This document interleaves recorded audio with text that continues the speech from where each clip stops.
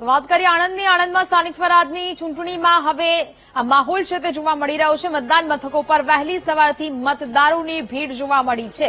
મોટી સંખ્યામાં મતદારો મતદાન કરવા માટે પહોંચ્યા છે.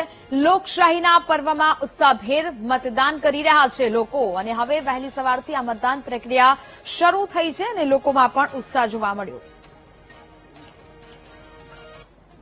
સ્થાનિક સ્વરાજ્યની ચૂંટણી માટે આજે વહેલી સવારથી જ મતદાન પ્રક્રિયાનો પ્રારંભ થઈ ચૂક્યો છે. આપ દ્રશ્યોમાં જોઈ શકો છો કે આ સ્થાનિક સ્વરાજ્યની ચૂંટણી છે, એટલે કહી શકાય કે વટ વચન અને વેરની આ ચૂંટણી કહી શકાય છે.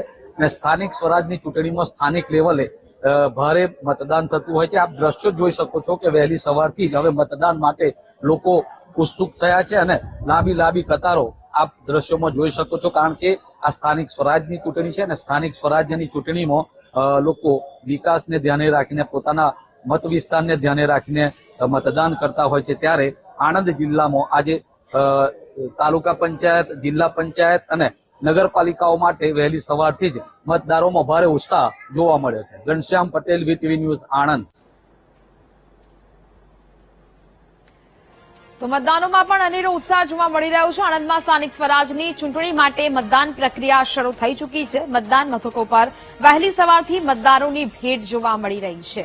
વીટીવી ન્યૂઝ પણ લોકોને મતદાન કરવા માટેની અપીલ કરી રહ્યું છે. મોટી સંખ્યામાં ઉમેદવારોની સાથે હવે નેતાઓ પણ અપીલ કરી રહ્યા છે કે લોકો પોતાના મતાધિકારનો ઉપયોગ કરે. આણંદ જિલ્લાના દ્રશ્યો કે જ્યાં મતદારોમાં ભારે ઉત્સાહનો માહોલ જોવા મળી રહ્યો છે. લોકશાહીનો આ પર્વ ઉજવવા માટે લોકો હવે પોતાના મતાધિકારનો પણ ઉપયોગ કરી રહ્યા છે.